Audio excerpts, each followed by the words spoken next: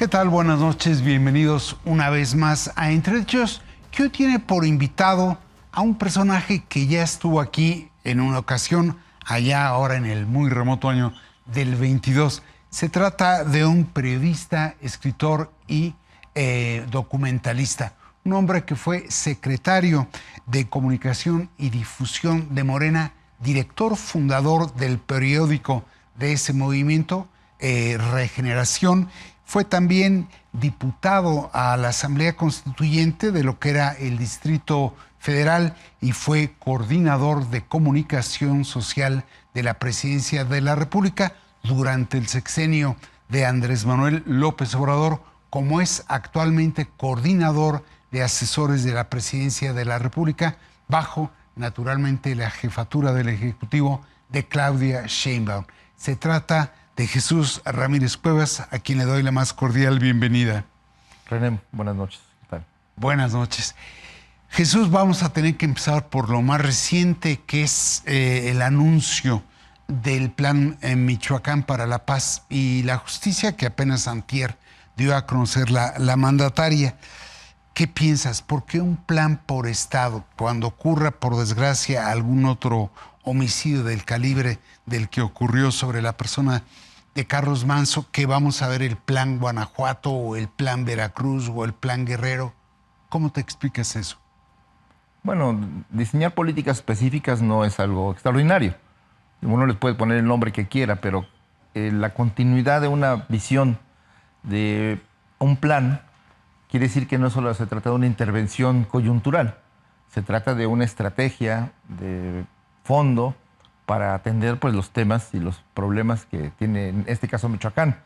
Tenemos más de 12 planes de justicia con los pueblos indígenas y se tratan de planes integrales, que va desde la cuestión económica, la infraestructura, la atención a la salud, la educación, y de esa manera por eso se le ha denominado Plan Michoacán, porque no solamente se trata de una intervención para, digamos, garantizar la seguridad pública o para disminuir la violencia que ha primado en Michoacán desde hace muchos años y que, bueno, a veces no les gusta, pero recordemos que ahí se declaró la guerra al narcotráfico, ahí empezó esa tragedia en el país y que obliga a que tenemos que dar solución a una demanda auténtica y esa es la tarea del Estado, garantizar la seguridad de los ciudadanos.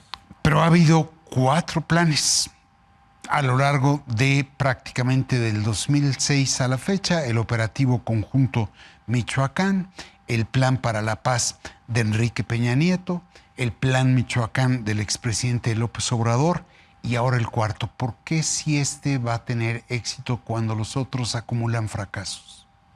Bueno, eso habrá que ver, ¿no? Porque evidentemente el plan de guerra de Calderón, pues generó una situación en la que las fuerzas del Estado se vieron inmiscuidas en una guerra que incluso consideraba la ilegalidad o hasta ejecuciones, que las vimos, incluso masivas o colectivas, y que pues no pasó nada. El Estado de Derecho no hubo tantos escándalos como ahora se dice.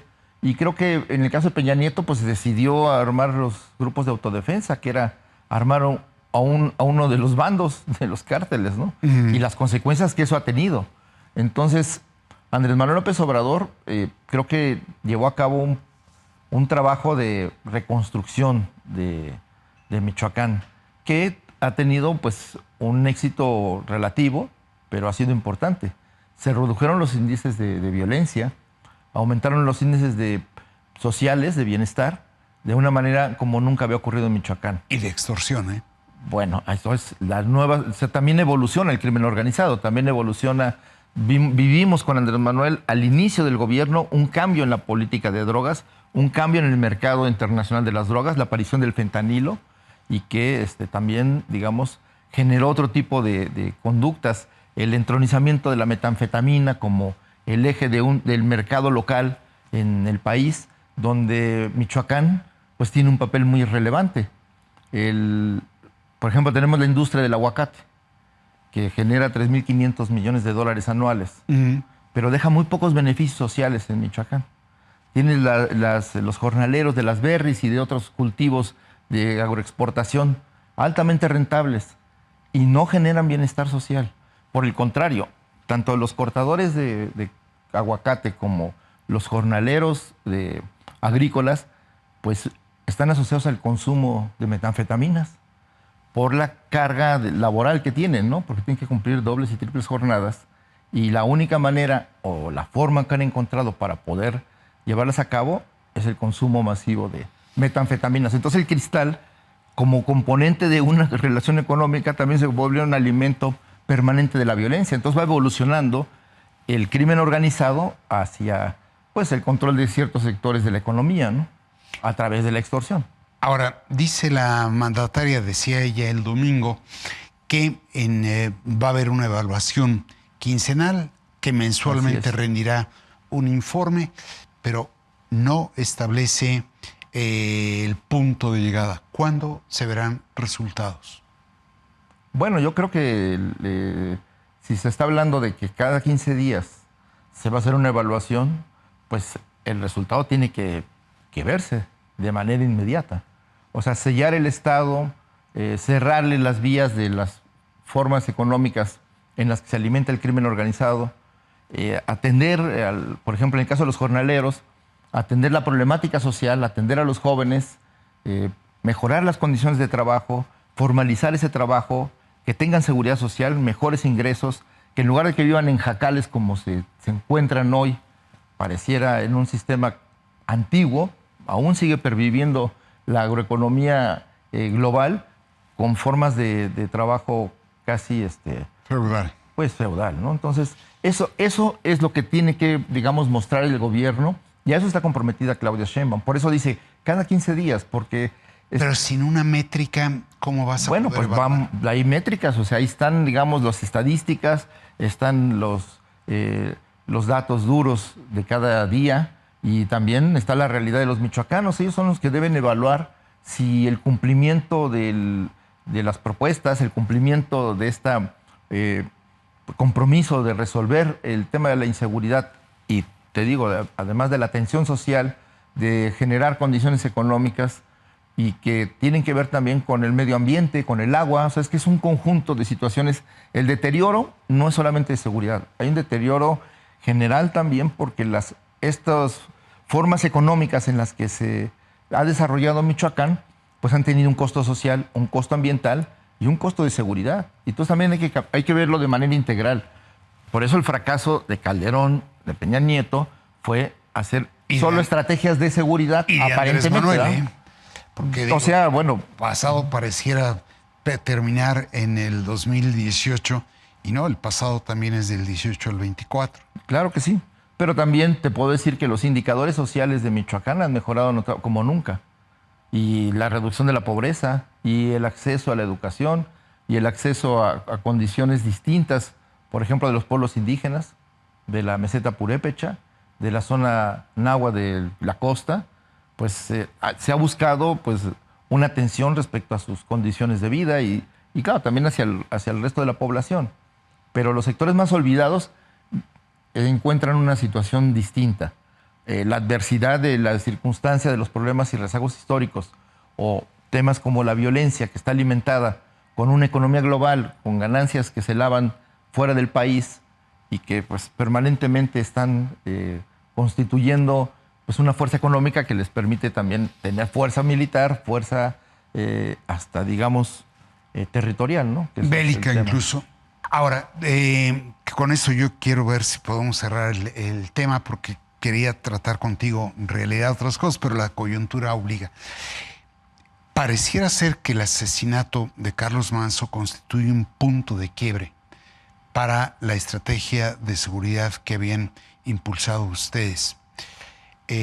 Ha habido a veces una descalificación sobre la figura de este alcalde ejecutado. ¿Qué piensas tú de él? Bueno, pues digamos que tenía una estrategia de seguridad en la que no coincidíamos, incluso utilizaba el término de abatir a la delincuencia. Creo que sí creo que Andrés Manuel tenía razón, y tiene razón, y por eso se ha continuado una lógica de no es con violencia como se termina la violencia. Eso no quiere decir que hay que abrazar a los delincuentes y hay que permitirles la impunidad, todo lo contrario. Pero si no hay un Estado de Derecho, si no hay una justicia social, si no se establece la institucionalidad de un país y del Estado para atender los problemas, y que eso también tiene que ver con la seguridad, pues nunca va a resolverse. Y si uno recurre a la ilegalidad, pues lo único que alimenta es la ilegalidad. Y en este caso, cuando un alcalde planteaba en Manso esta idea de que solo con más violencia se iba a combatir la violencia. Pero yo creo que ahí son injustos, porque él decía abatir a los delincuentes cuando incurrían en flagrancia, sometían o lastimaban a la población o cometían ilícitos. No es que fuera, vamos a abatirlos. Pero estarás de acuerdo conmigo que eso son violaciones a los derechos humanos. Independientemente, porque todo delincuente, incluso el asesino más terrible, tiene derecho a un juicio. Así los nazis en la época, después de la derrota, como Eichmann, hubo un juicio histórico para condenar un sistema de violencia estatal, pues también los delincuentes tienen derecho, digamos, o el Estado tiene la obligación de procesarlos, de encarcelarlos, así sea la máxima pena. Pero a veces pareciera ser que se privilegian los derechos de quien delinque que los derechos de aquel que no delinque. Pues es que vemos que cuando se dice que un enemigo, un adversario, un violador de la ley carece de derechos, vamos a la barbarie. Y eso no se puede permitir. Entonces, el Estado de Derecho es fundamental para que pueda florecer la democracia. Y entonces, sí es estratégico, es clave este debate. Y claro, desespera pues, la extorsión, desespera no poder tener tranquilidad en la comunidad, desespera cuando secuestran o asesinan a personas cercanas o familiares. Y con pues el dolor y la rabia es auténtica y legítima, pero eso no justifica el uso de la misma violencia, porque eso ya, digamos, es parte de la historia. Y en ese sentido, ojo por ojo, diente por diente, pero no es... O sea, la ley del talión no funciona, exacerba la violencia y genera condiciones en las que ya después es un punto de no retorno. ¿Marca un punto de quiebre el homicidio de Carlos Manso para ustedes? Pues la oposición quiere verlo como un punto de quiebre y parece que es su llamada a la acción. Entonces, sí parece que quieren que sea un punto de inflexión. Creo que es un crimen condenable, deleznable, que no puede admitirse y que se tiene que actuar. Estoy de acuerdo, pero un punto de quiebre, pues digamos hay una situación que hay un compromiso del gobierno de Claudia Sheinbaum y de la Cuarta Transformación por resolver el tema de la inseguridad de manera integral. Entonces sí hay una necesidad de demostrar que la estrategia funciona. Sí hay una necesidad de poder explicar a través de los hechos que es mucho mejor y más, digamos, redituable socialmente y benéfico para la gente, que sean intervenciones integrales, que se atajen y se ataquen las causas de la violencia y que se dé coto a la violencia. O sea, que sí haya inteligencia, intervención militar, pero no de guerra, sino pues para contener, digamos, la acción bélica de los grupos delincuenciales, pero también necesitamos inteligencia financiera para quitarles la sangre que les da vida, que son las finanzas, ¿no? Que además se lavan fuera de México la mayor parte. Muy bien. Si te parece, tenía que tocar el tema porque surgió entre la invitación a que estuvieras aquí con nosotros y lo que yo te quería plantear. Cumplió ya un año, un mes el actual gobierno. Yo advierto que de algún modo está mostrando sus filos parte del legado que recibió la presidenta Claudia Sheinbaum por parte del expresidente López Obrador. ¿Cuál es, desde tu óptica, y te pido una óptica crítica, cuál es el balance que haces? Bueno, creo que en este año tenemos un año que no tiene precedentes en muchas razones. Ningún gobierno mexicano de la época contemporánea, y no solo Andrés Manuel, sino de más atrás, han enfrentado una adversidad internacional como la que enfrentamos, a nivel económico, a nivel de las presiones que existen sobre nuestros recursos naturales, sobre nuestra vida política. Creo que no habíamos visto esta amenaza sobre la democracia abiertamente, donde se utiliza la ley o se utilizan problemas legítimos, pero que se da un uso político a la economía, al narcotráfico, y que eso pues cambia las reglas del juego. Venimos de 40 años de globalidad donde había una hermandad del libre mercado que igualaba a los países y que iba a resolver los problemas sociales y económicos del mundo. Y ahora volvemos al discurso antiguo, colonialista, defensivo, egoísta, autárquico, de que primero nosotros y después los demás. Que eso pues lleva a la confrontación de la humanidad. Entonces, esta realidad no la había visto ningún gobierno. Y creo que Claudia Sheinbaum ha enfrentado al presidente de los Estados Unidos, o lo ha encarado, o ha logrado pues tener una relación defendiendo la dignidad, la soberanía nacional, pero también con una estrategia inteligente que ha permitido que México hoy tenga, pues, en este mundo de la guerra de los aranceles y comercial, pues una situación menos dañina que el resto del mundo. Claro que daña la economía, claro que nos afecta y hasta pérdida de empleos y de inversiones, pero a pesar de eso tenemos un récord en la inversión extranjera directa, tenemos indicadores económicos muy favorables de creación de empleo y bueno, pues con el Plan México se busca contrarrestar esta pérdida digamos, de ciertas, sobre todo la industria automovilística, ¿no? Y los aranceles al acero y al aluminio que pesan sobre la industria pesada y que pues nos tienen un costo para las empresas y que tienen también unas consecuencias sociales para la población. ¿Hay algún tema o cuestión que veas con ojos autocríticos?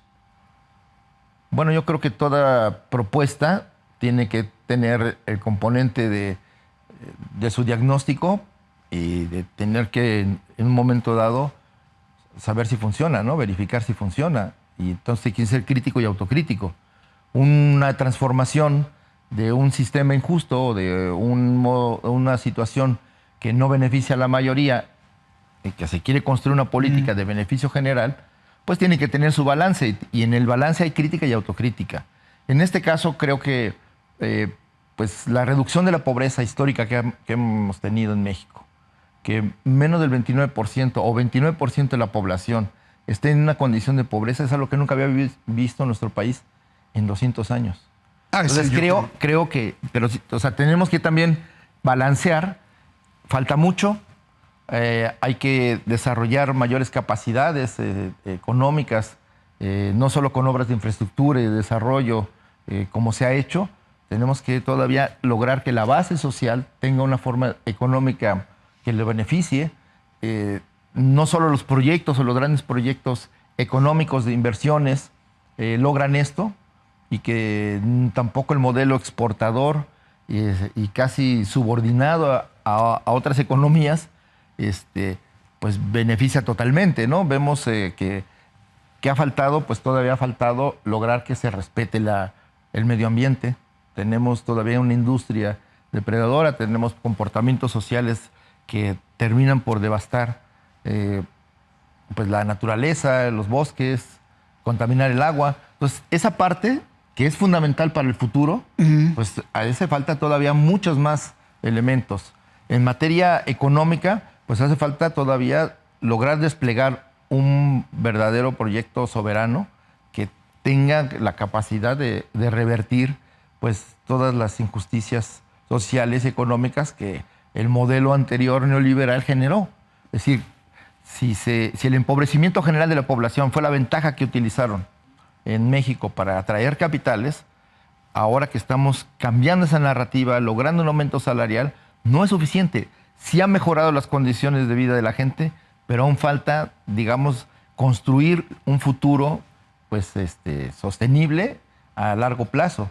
Y eso pues también habla de que se requieren otro tipo de planes económicos mucho más basados en la industrialización del país, en el desarrollar las capacidades sociales de la economía, o sea, que la sociedad pueda también avanzar en formas económicas distintas a las que hemos experimentado, y sobre todo abandonar ese modelo de subordinación, porque tenemos una economía dependiente de los Estados Unidos, inserta. Precisamente Donald Trump no ha podido romper, ahora vamos a ver el balance que se va a hacer, la revisión del TEMEC, esta pues interdependencia, ¿no? Hay cadenas de producción que dependen de México. Entonces, lo que sucede es que también para México es un problema que solo esa economía sea la principal fuente de generación de riqueza. Porque es subordinada a otros intereses y no es soberana, y sobre todo no desarrolla capacidades. Vemos otros países que adoptaron la tecnología, adoptaron las formas de producción y tienen, digamos, otras condiciones económicas o sociales, y hasta se ve como sociedades del futuro. Vamos a seguir platicando de eso, pero si me dejas, vamos a un corte y regresamos de inmediato.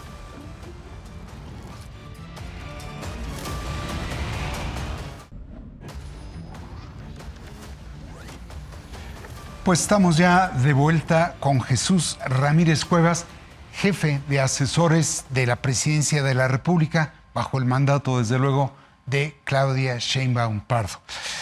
Estabas hablando de cómo el entorno, de algún modo, ha dificultado la posibilidad de tener el desarrollo compartido que pretenden, pero pareciera haber también algunos ingredientes de orden interno que parecieran no responder al proyecto que pretenden. ¿A qué me refiero?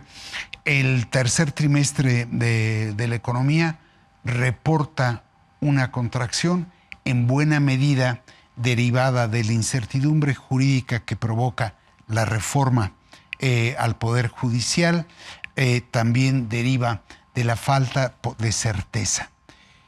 Ahí hay un capítulo que creo que corresponde estrictamente a la decisión interna de haber emprendido una reforma que no garantiza a la inversión nacional y extranjera certeza para poder meter aquí el dinero. ¿La criticas tú? ¿Ves como un error haberla llevado a cabo en la circunstancia en la que estamos?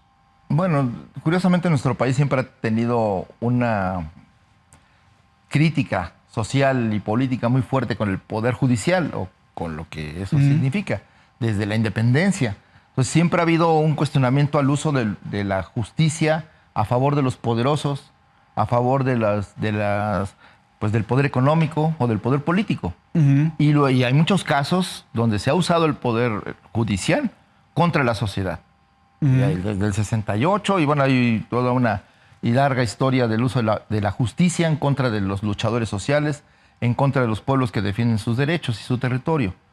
Eso no es correcto y eso tiene que cambiar. Ahí estamos de acuerdo. Y entonces también pasó que el neoliberalismo, para ajustar el país a las condiciones del mercado global, también hizo su reforma judicial. También Zedillo cambió a la Suprema Corte. También hicieron cambios en las formas de operar incluso crearon un nuevo sistema de justicia oral, y etcétera, ¿no? Entonces, sí, la necesidad de cambiar el Poder Judicial es algo que ha sido permanente.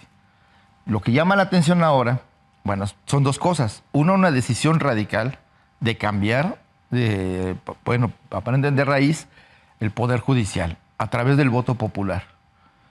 Esa es una solución imperfecta, pero es una solución democrática en el sentido de tocar el Poder Judicial, que era el poder intocado.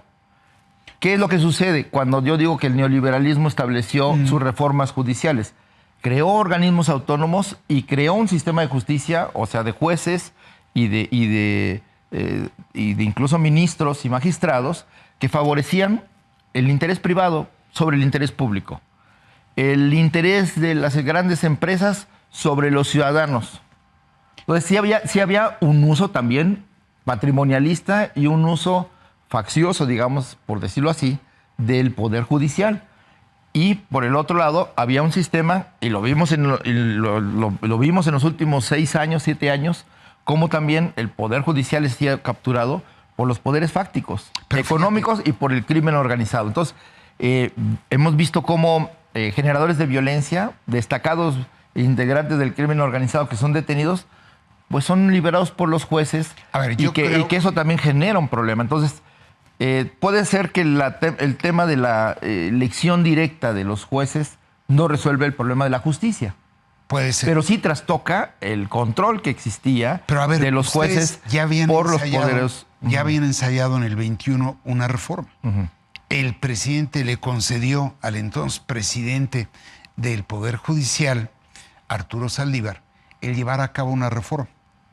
Se llevó a cabo esta reforma, se presumió que era la más profunda y después la desecharon y se fueron a la elección del Poder Judicial. Queríamos hacer la reforma más profunda, pero fue más bien un cambio que no transformó el funcionamiento del Poder Judicial. Ahí vemos la Suprema Corte litigando contra los proyectos del gobierno. Entonces, está bien, es un derecho que los magistrados y ministros, su papel es defender a los ciudadanos que denuncian una arbitrariedad, un abuso.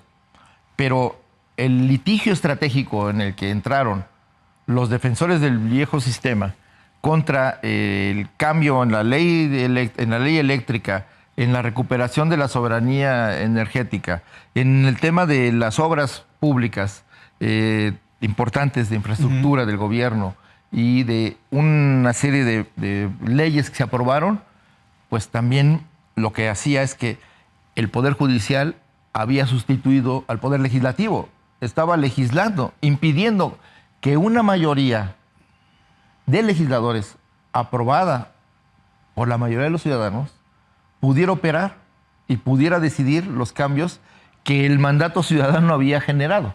Entonces, cuando en la primera etapa que se hizo la reforma judicial a través del presidente ministro Arturo Saldívar, pues fue una reforma que al final el Poder Judicial no se quiso reformar, no quería reformarse, quería mantener el status quo de seguir pues defendiendo en una parte ahora los intereses de los poderes fácticos. Para todo fin práctico, la reforma que llevaron a cabo es tema de las dos principales, la Cámara de Comercio y la Business Roundtable de Estados Unidos, que dicen que no hay certeza y que ojalá en la revisión del tratado, en la renegociación del tratado, se ejerza presión para corregir esa incertidumbre. Ahora, no es nueva las presiones, ¿eh? Las presiones son el rasgo distintivo de la relación de México y Estados Unidos. Ellos quieren más, quieren todo, nuestro territorio, nuestros recursos y hasta los derechos de la gente. Entonces, el papel del Estado mexicano es lograr, como se ha hecho, y creo que Andrés Manuel lo logró de una manera interesante, mantener la bandera de la soberanía y al mismo tiempo una relación pues de iguales en una relación asimétrica realmente, pues como lo ha logrado también Claudia Sheinbaum. Entonces creo que ahí es importante entender que hay muchas presiones del sector agrícola, hay presiones de la industria automotriz, hay presiones de las mineras, hay presiones de petroleras, etcétera. ¿Para qué? Porque ellos quieren mejores condiciones. Ellos sí están acostumbrados a hacer negocios usando todos los poderes, el Poder Judicial, el Poder Legislativo y los poderes no escritos. Ahora, pero entonces, ahí hay una paradoja. Por ejemplo, veamos el maíz. Quieren que nosotros... Déjame interrumpirte, porque esto nos va a llevar a otro asunto. Ustedes quieren desarrollo compartido. Sí. El desarrollo compartido y la política de bienestar social requieren de crecimiento económico, pero el crecimiento económico requiere de inversión. Y pareciera ser que la inversión está frenada a causa de la incertidumbre jurídica. ¿Cómo le van a hacer? Pues te lo pongo en otros términos. Hay inversionistas de otros países que quieren venir, pero que son vetados porque no son, digamos, bien vistos por nuestros vecinos. Pues ahí hay doble moral, ¿no? Entonces, también tenemos que entender que hay sectores que quieren, digamos, mejorar sus condiciones y, por lo tanto, sus beneficios, ganancias y rentabilidad a costa de los mexicanos. Y digo, pongo el ejemplo del maíz. El maíz, somos el país de origen del maíz. Eso es la principal fuente de alimentación. El maíz blanco tiene que ser es un recurso estratégico de nuestra nación. Ha permitido la defensa de la soberanía alimentaria aún en condiciones muy difíciles. Los pueblos originarios no hubieran sobrevivido 500 años de exterminio sin el maíz. Entonces, para nosotros es un recurso estratégico Entonces, ¿qué pasa con Estados Unidos, que es el principal productor de maíz blanco y amarillo? Pues que ellos quieren vendernos un maíz muy barato, pues que abarate también el maíz mexicano y que finalmente allá reciben subsidios, allá hay toda una política de apoyo al campo, y con Biden y con Trump, y esa, al contrario, se fortalece porque son una base electoral de esos sectores. Entonces, creo que sí hay una realidad no dicha y que se nos quiere ahora sí como la carga de la prueba a nosotros, ¿no? Porque queremos cambiar las condiciones, queremos cambiar la relación con respeto, pero también al mismo tiempo con firmeza en la defensa del interés mexicano, del interés público. Ya lo decía Donald Trump de una manera muy, muy precisa. Los aranceles y toda mi política es un asunto de seguridad nacional porque es para mi país. Claro. Pues nosotros también tenemos que pensar igual.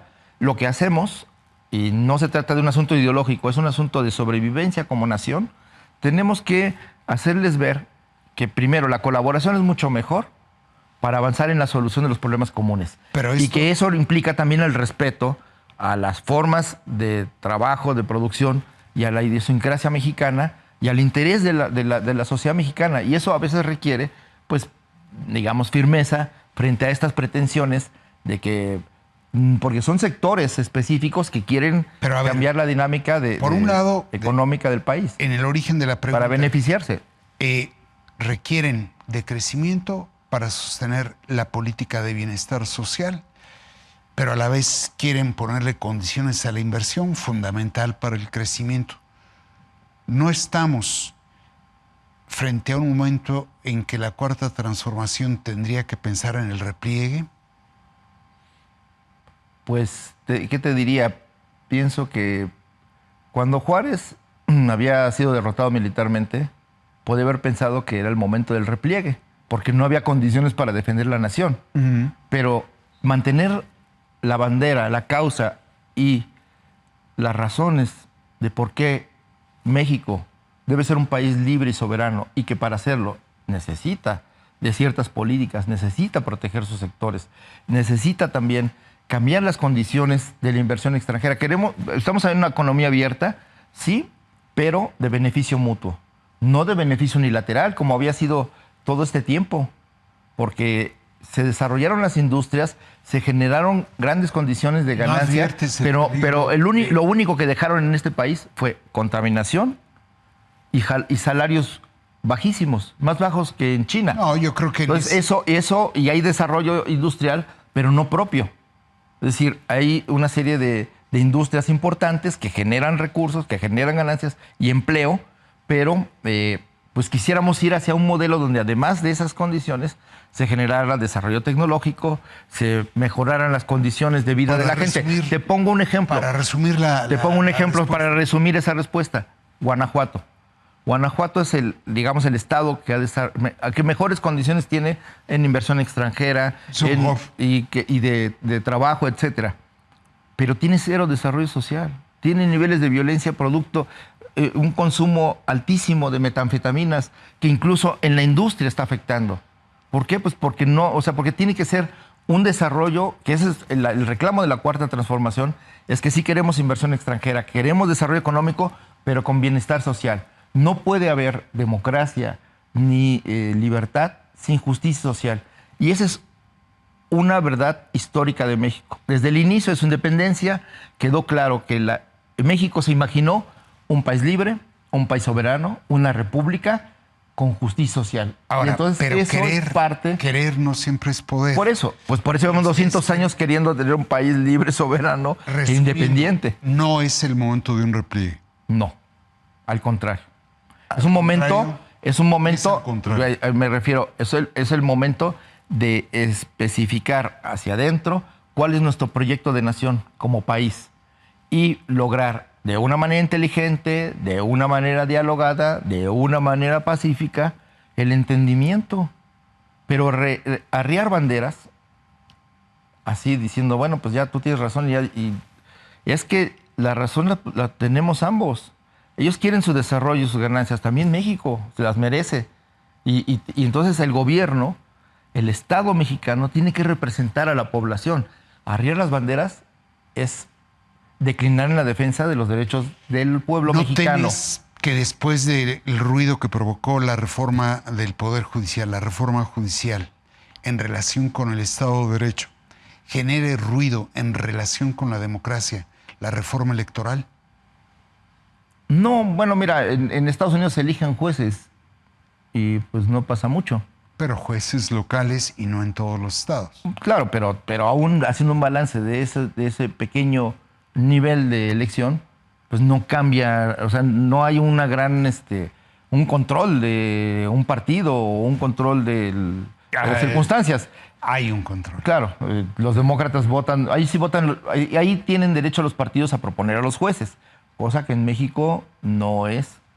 Yo creo que la reforma judicial de México pues requiere ser analizada a fondo, que no es completa, o sea, elegir a los jueces no es suficiente para tener otro sistema de justicia, que necesitamos reformar la Procuración de Justicia, necesitamos reformar el Ministerio Público. Eso no lo han hecho.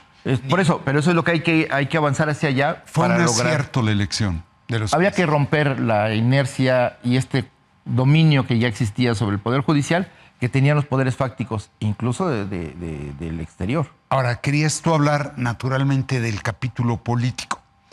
Pareciera ser que en el último año algunos dirigentes, algunos cuadros, algunos coordinadores parlamentarios han dado rienda suelta a sus ambiciones o intereses. ¿Qué tanto lastima eso al proyecto de nación que pretenden?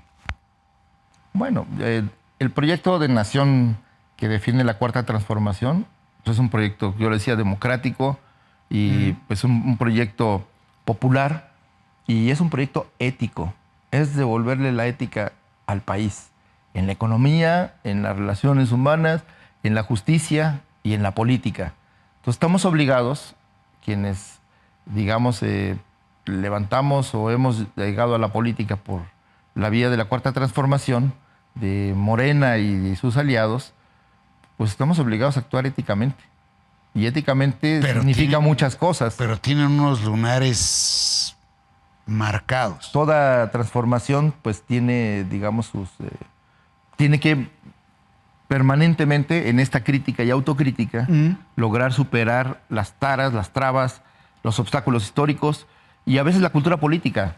Porque también hay una cultura política dominante que durante más de 80 años o 90 años vivió México, que es la cultura política priista, que era asociar la política a la corrupción, al clientelismo, al uso patrimonialista del poder para beneficio personal. Y eso es una herencia. El PAN mismo se transfiguró y se volvió priista en esa cultura. Entonces, también parte de la izquierda ha caído en esos vicios, ha caído en esa cultura política. ¿Morena?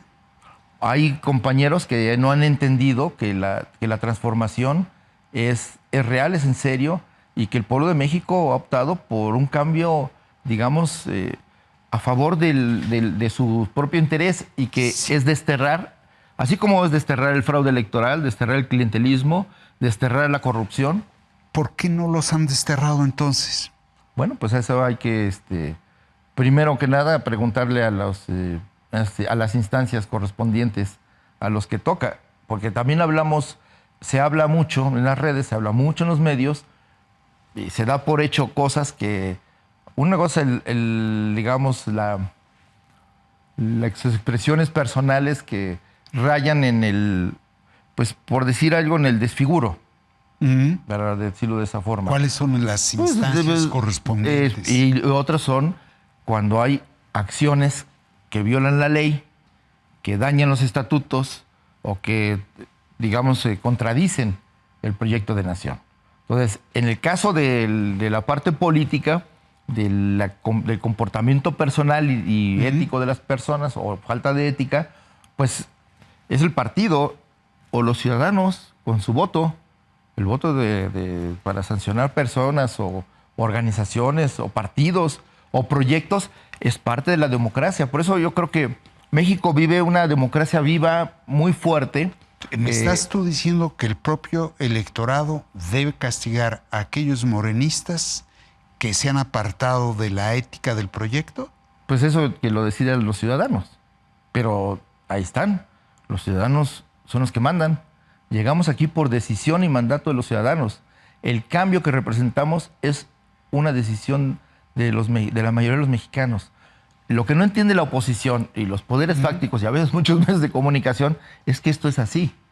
Entonces, la gente está observando, la gente está crítica. Esto es así. Aquí cuando como... se habla de... Porque muchos intelectuales y comentaristas hablan de la zombificación de la sociedad mexicana, de que porque están de acuerdo con este proyecto de transformación, de la lucha contra la desigualdad, contra la pobreza, contra la inequidad como destino, y bueno, pues de quedar, digamos, en esta circunstancia, piensan que esto es algo producto del, pues no sé, de una tara social colectiva, de que no ve la realidad y de que está ilusionada y que fue un encantamiento de un dirigente que los engañó y que viven en el engaño.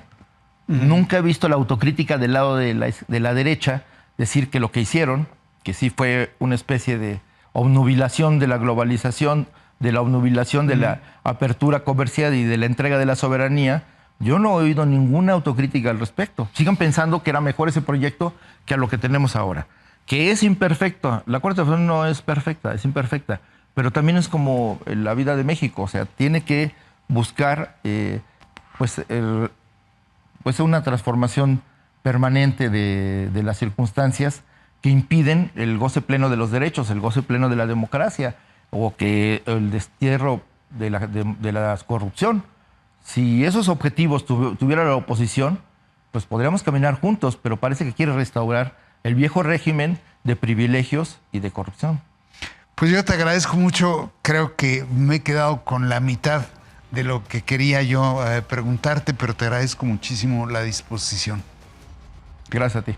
Como desde luego le agradezco a los seguidores de El Financiero Televisión el hecho de acompañarnos aquí en Entredichos. Muchas gracias.